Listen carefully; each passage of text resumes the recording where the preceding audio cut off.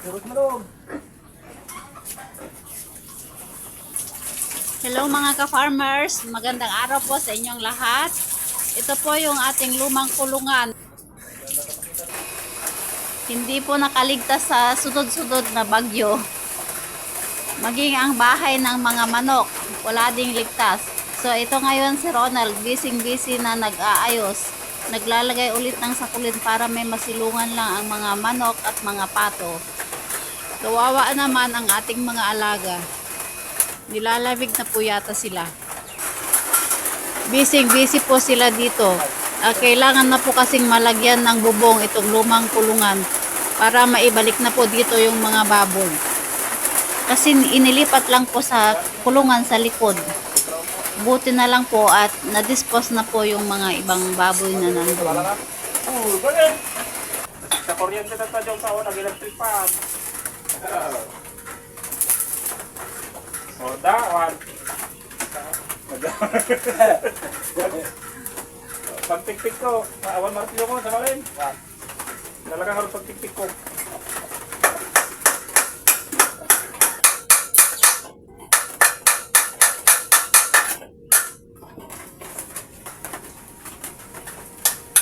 Rekas talang na eh, parwaring. Tanga to, rekas talang na. Ha?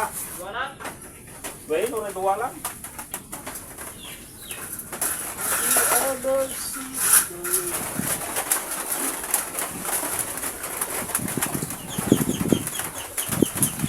Kabalik sa amin ito kung ilan no?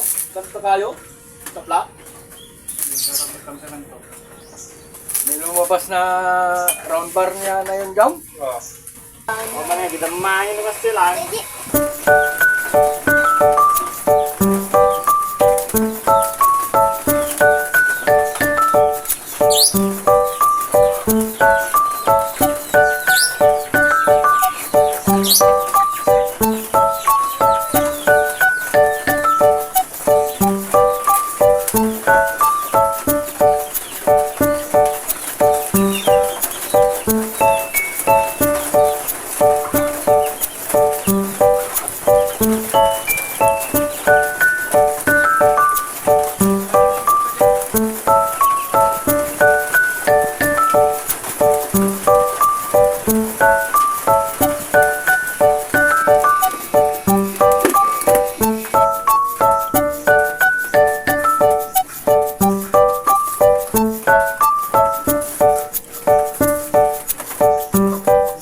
Kainan na.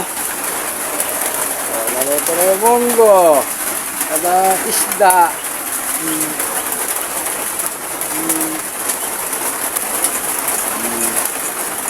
Kain na tayo. Nilagay. Kumain ka na. Kape ulit.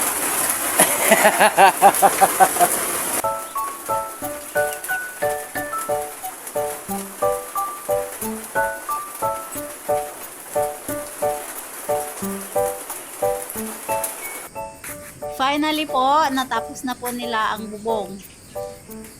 Ito na po, napalitan na po ng yero.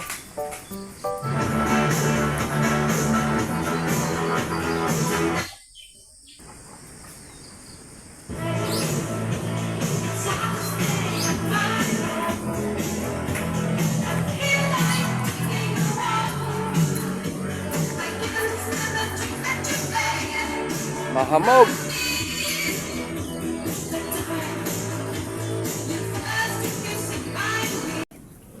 Nilalagyan po nila mga ka-farmers ng harang na tolda, yung kulungan, para hindi tayo makita ng mga baboy. Kasi pag nakakita sila ng tao, maingay po sila.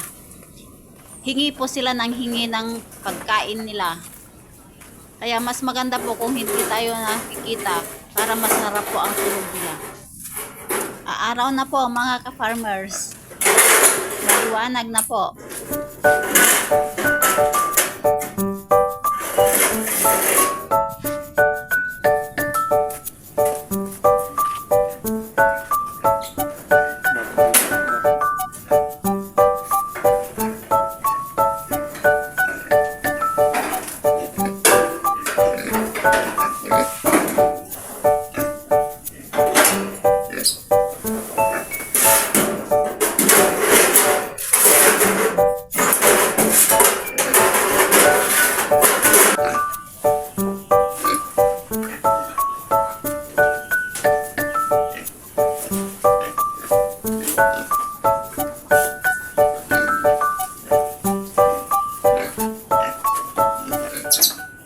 eto na po sila, naibalik na po sila sa dati nilang kulungan. So hanggang dito na lang po mga ka-farmers. Thank you for watching. Please like, share, and subscribe. At makiklik na rin po ang notification bell para ma-notify po kayo pag meron tayong bagong video. Happy farming! Bye-bye!